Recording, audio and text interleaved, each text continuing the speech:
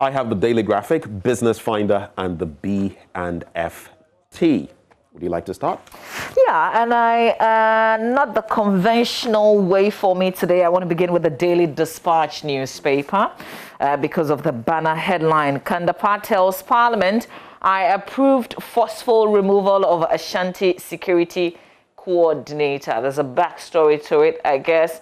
When it happened, until Mr. Dapaah spoke yesterday, we had only heard from the man who was pushed. But there's a reason behind it, apparently. So, National Security Minister Gov't Dapaah says that he actually authorized the forceful eviction of former Ashanti Regional Security Coordinator DCOP Opare Addo, retired from office by some national security operatives.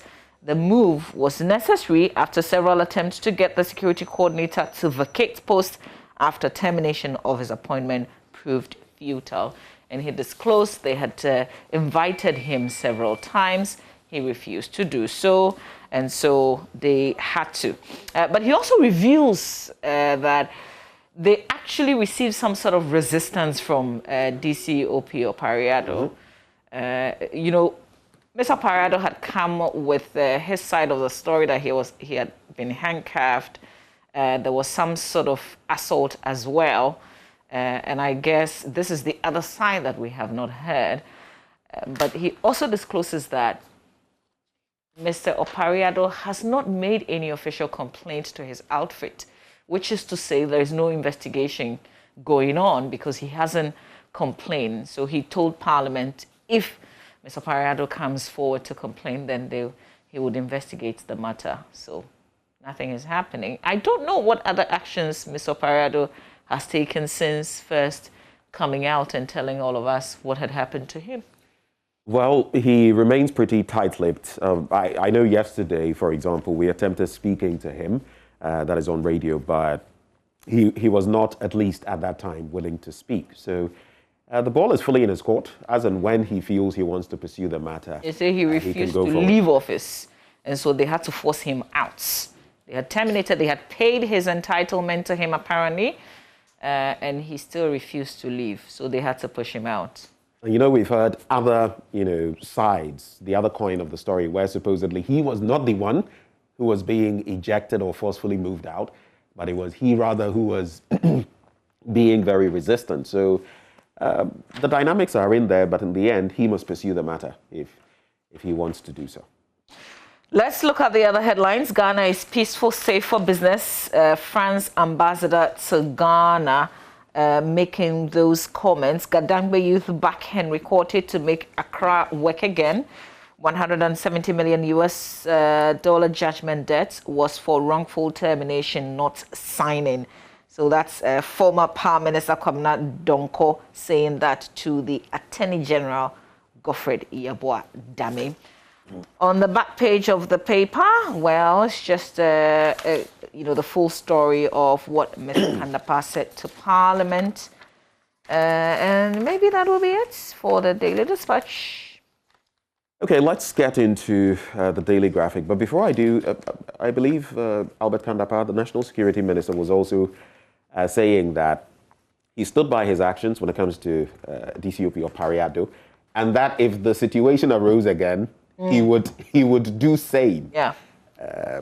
That is where I have a bit of a concern about. I mean, aren't there better processes to get people out of office than this very forceful, interaction? That is my own concern. Go to court and get an order to evict him? It's happened twice. If we're going to be replicating this, before you know it, other institutions are also saying, hey, I mean, we've seen hoodlums, in quote, getting people out of office, medical staff, these people who are legally there. So you must also look at it from a different lens, where if we are not careful, this could become rampant and people could just be evicting whomever, even if legally. I mean, there are structures. I worry, actually. There are structures. And my worry is not that some people may copy, because according to what Mr. Dapaah said, he had no business being in the office because his contract had been terminated and his entitlements paid to him. My worry really is that did the man not say something about his name and not his name not being the one? Oh, those were the backstories that we had. That came up. My worry, though, is that, you know, why won't he listen to the authority that put him there? And what does that say about a leader if you put someone there and then you fire the person and the person tells you in the face with impunity that I ain't going to go? But you do recall, he said something again about Mr. President in the heat of everything, telling him to, you know, just stay put. And you see, it creates, there are so many dynamics to this. If assuming it were true that Mr. President told him to stay put and all of that, so whom is he listening to? Who is the appointing authority in the first place, we know? And how does the National Security Minister, I mean, it's just a convoluted mess, but I'm saying that we can do better than saying, oh, it's like, let me give you a typical example, in media space. It's like saying, oh, you have a presenter who has goofed or someone you no longer want to work with your entity, and then the person is on air and you come and drag the person out of the studio. It's akin to that. Does that make any sense? It comes back to leadership.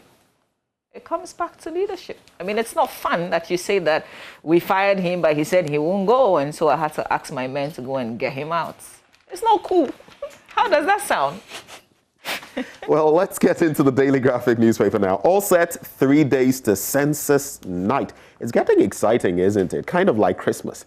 3 days to census night. With census night just 3 days away, the Ghana Statistical Service says all is on course for the conduct of the 2021 population and housing census. And you've been speaking to some of their authorities in recent times. Of course, they have their own constraints logistically and beyond, but we pray for a successful census. I think recently I heard of how, you know, a lot of people are going to work, leaving their homes, sometimes leaving house helps and the rest at home.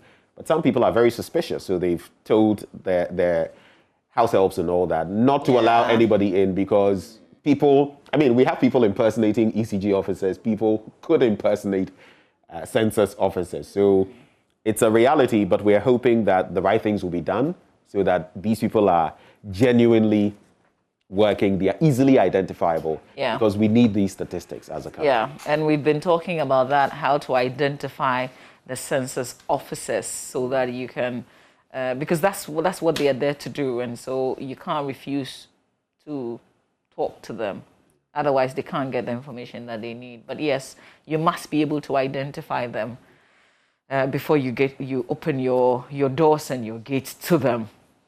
So some international stories, pages 5 and 9, and quickly, court restrains Nigeria from prosecuting Twitter users, and the ECOWAS court has restrained the Nigerian government from unlawfully prosecuting people using Twitter, while it is considering a legal action launched by activists and journalists seeking to reverse a ban on the social media giant. I saw this, was it yesterday or 2 days ago? I think it's ITEL, and they were, I mean, this is what had been posted, that their account, because they can't operate it in Nigeria, so it was going to be handled by ITEL Ghana at a point, you know, managed because they can't manage it from there. And I found it interesting. But when you go to the other international page, page 9, Hong Kong pro-democracy paper announces closure. I'm going to raise this one because of what is happening in Ghana and hopefully bring it up when the members of parliament also converge on the show this morning.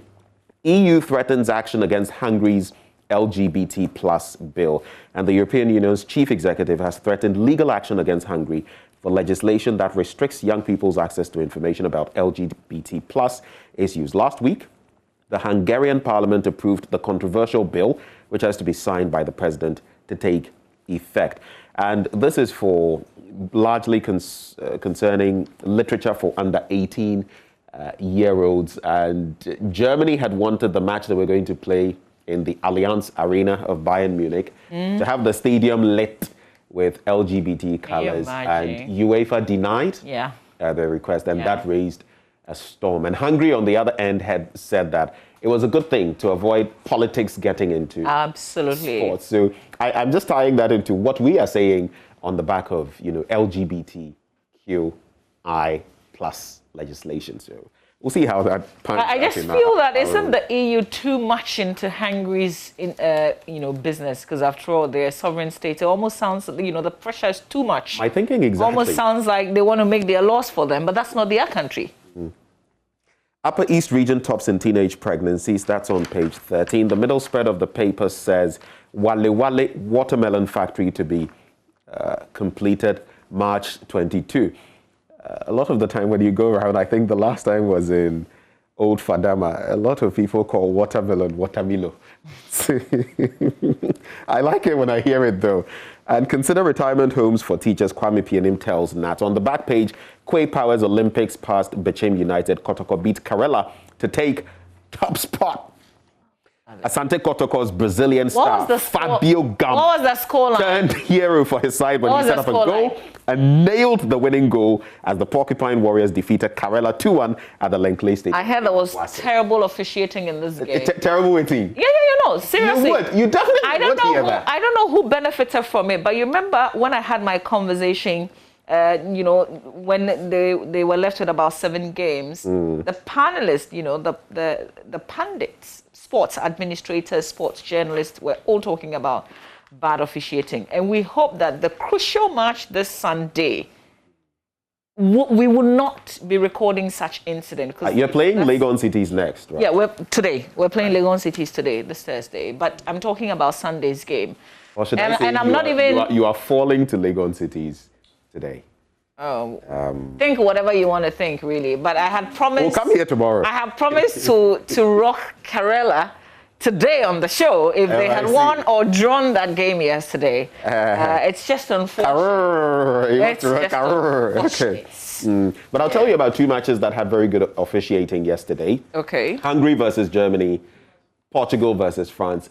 Both of them ended in stalemates, 2-2. But trust me, these were exhilarating matches. I know Muftar will be telling us more, especially Portugal versus France. Okay. 3 penalties. Anyway, amazing stuff. Let's check out. Are you done with the Ghanaian Times? No, I'm now going to start the Ghanaian Times, actually. So here's what's on the front page of the Times. Vice President rallies support for effective implementation of Land Act. New national standardized test for pupils takes off in November, according to the Education Minister. 2 arrested in connection with murder of boy at Ndogo Kofa. COVID-19 mitigating measures. Government spends 896.3 million Ghana cedis on free water, according to Madam Cecilia Abina Dapaah. She says they are doing 896.3. That's a lot. I think they paid, is it 500 plus? And the remainder, I mean, they're doing due diligence so that they know whether these services were actually delivered before they direct for the Finance Ministry to also make payments. At least we knew it was going to cost us. And there's no free lunch anywhere. We knew we would pay back as well. So why didn't we just pay in the first place? Well. You either pay through your hand or you pay through the nose. Whichever way, you still pay. Let's do page 3. 3 persons believed to be Langards operating within East Legon are facing trial at Accra High Court for terrorizing an estate developer.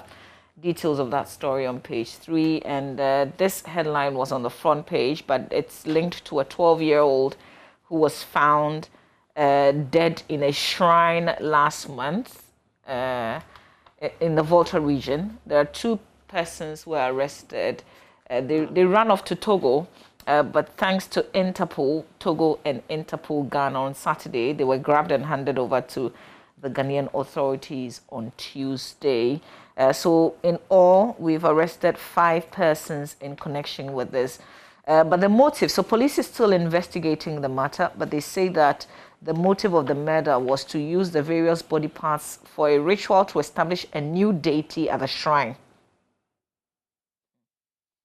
Okay, so details of this arrest and this whole story and where the investigation has gotten to in the paper today.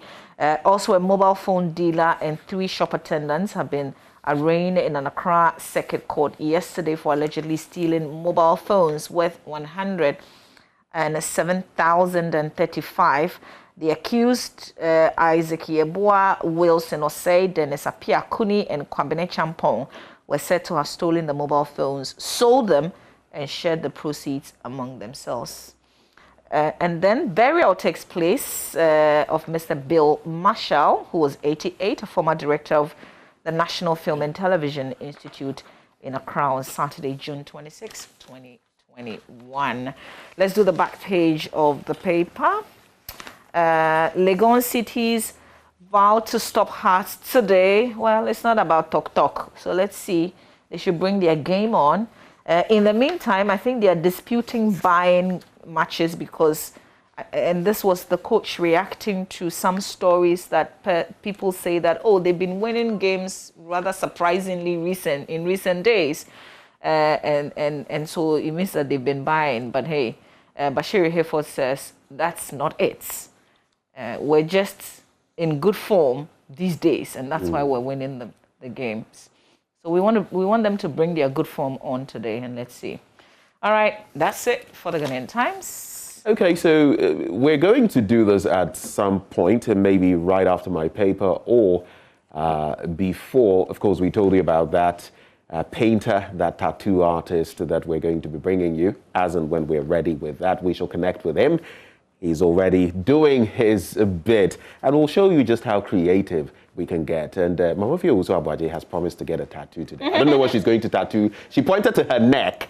I don't know what tattoo she's going to. Media people, you twist people. You've turned to, Macheda. How? Macheda. I said I could. I was on the Archie protest. I got you right there. He's changed the thing and he's given another headline that I promised to get a tattoo. Okay, now you won't get the tattoo again. No, let's just, so have you moved from? Okay, so could, yes, I admit, but will you or won't you get the tattoo? I am telling you. Tattoo. If it will take like 20 minutes. I'm just trying to figure out what I will put here. I don't know. I'll tell you some of what people have put on. The likes of Drake and all those footballers. Some put their children. Oh, I remember this one. I think we mentioned it here at some point. We had a photo in one of the papers. I think the man's, I don't know whether it was Brazil, his child had cancer and was dying. Her final drawing, it was in color, these watercolors, and he tattooed it on his body. I'm not a fan of tattoos, by the way. That is medical reasons. That is too cute. But if it's the last thing you witness your child do, and that's what they left with you before they went away for good, yeah, why not? Anyway, so that is it. But Hansen will be joining us shortly. Let's do this quickly so we can get some time for him to do that. Business finder, no flights. Vegetable exporters unhappy. They incur heavy losses, demand dedicated flight. Teachers fund hits 2 billion Ghana cedis. That's according to NAT. And tourist site hosting biggest tree in West Africa given facelift. I just want to take a quick look at that. The Ministry of Tourism, Arts and Culture, together with the Ghana Tourist Development Company, has commissioned the redeveloped Big Tree tourist site at Aprokumase, Achemanso in Oda. The ministry indicated that the facility, which housed the biggest tree in West Africa, will continue to serve as a tourist site to generate more revenue and also help provide jobs for community members. I'm looking at it and wondering whether it's a baobab, but it looks pretty big right there. Professor Alex Dodu gets glowing praise. That's on page 9. And standards bodies across the world have been congratulating Ghana and her candidate, Professor Alex Dodu, for winning the presidency of the African Organization for Standardization, ASO. The victory was met with entirely positive responses from their leaders. And finally, on page 15 of the paper, the assertive Nashoko urges UG females, and actress and media personality Nashoko has implored female students not to succumb to the women are timid, quote, stereotype, but instead should be assertive and take up all types of opportunities that could hone their skills. I love that, and I'm highlighting it for good reason. Thank you. Let's do the Daily Guide newspaper. Front page, AG slams NDC power contracts. COVID-19 vaccines effected against Delta variant. Baumia chases land barons. Coup plotters plan to kill Nana. That's the second witness on called by the prosecution. I think he was given his witness yesterday. Yeah, this is about the 10 persons who are standing trial for allegedly plotting to overthrow the government. And this witness said that, they actually plan to capture and kill the president as well. You can read the accounts in the paper. Ashanti Minister defends former MP, also another headline on the front page of the story. If you go to the center spread where we have the news one pullout, Mark Okrekumante approved as Deputy Tourism Minister. And then funny face expecting another twins. I thought it was a joke, but people are maybe taking it too serious, isn't it? So you're making some comments these days. But that would be something, yeah? Twins back to back? He already has twins, yes. Wow. Okay, so that's how the front page, I guess, the stories that I am highlighting, I guess, looks like in the Daily Guide. They've got many other stories in the paper. I'll wrap with the BNFT, and about 50,000 firms risk losing legal status this month. That's on page 2, and that's according to the Registrar General. Attempts to frustrate accountability won't work. That's according to the Governor of the Bank of Ghana. That would be Dr. Ernest Addison. He is calling for support to retrieve 19 billion Ghana cedis from shareholders of collapsed banks. This just comes to mind. There are some people who supposedly took loans right before the entire assessment of the banking sector and all of that. People whose, just to cut a long story short, whose loans have been practically forgotten. The banks are now defunct and all of that. And how do we deal with those situations? There are people who took gargantuan sums of money and maybe I would wrap with this. Remittance flows hits. BNFT, you can't say flows and then say hits. Remittance flows hit $3.6 billion US dollars. Well, that's it for the BNFT.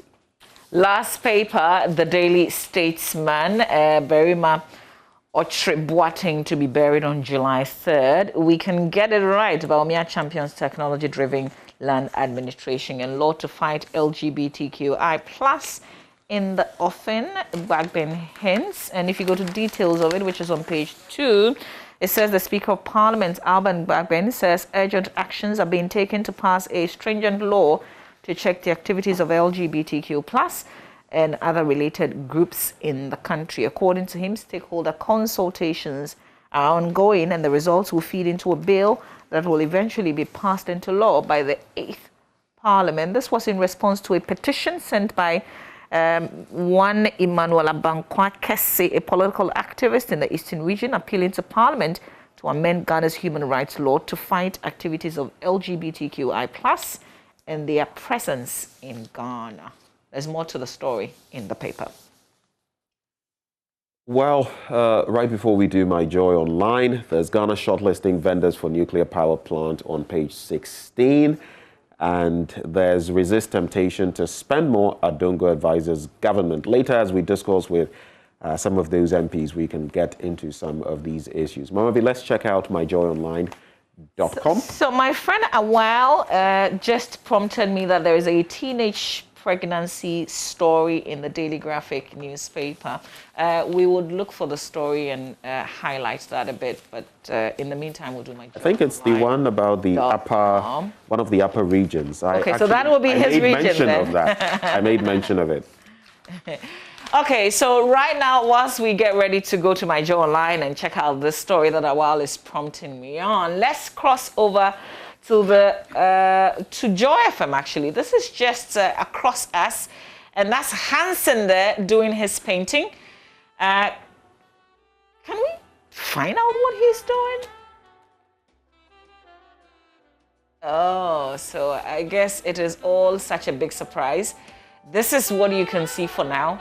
Just guess what he's painting, and then we'll figure it out later on before the show ends. We will go back to him in the course of our program this morning before we get to time for showbiz, when it will all be discovered.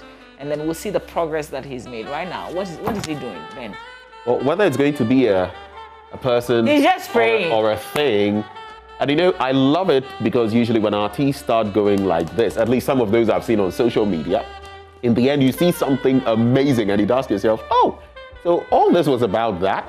As of this point in time, I cannot hazard a guess what he is doing. Okay, I can't so this is the forecourt of Joy FM. That's where our painter, artist is stationed now. If he's able to finish this before 8:45, maybe I can get my tattoo in 15 minutes. Yeah.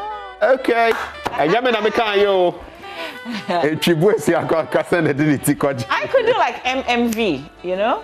Like I want everybody to know my name when I step out.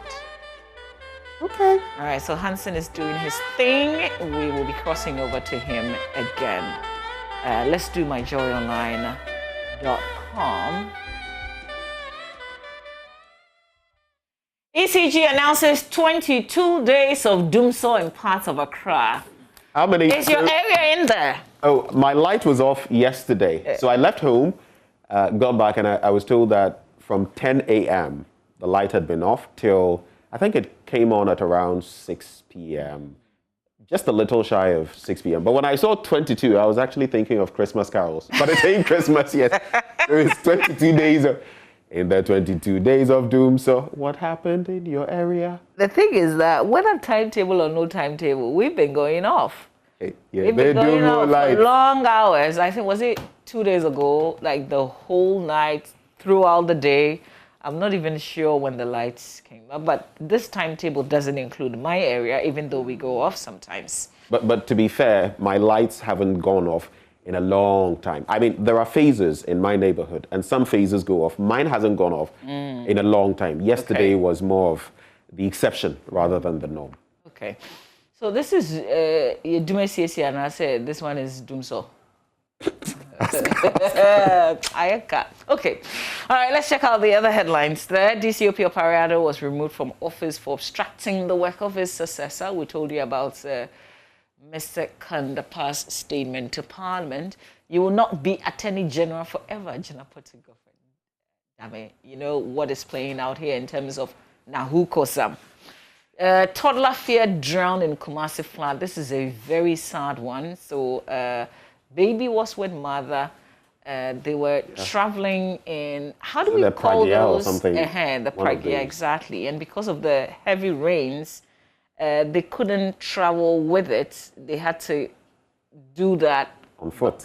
Exactly. And in the process, we understand the rains just swept the baby away.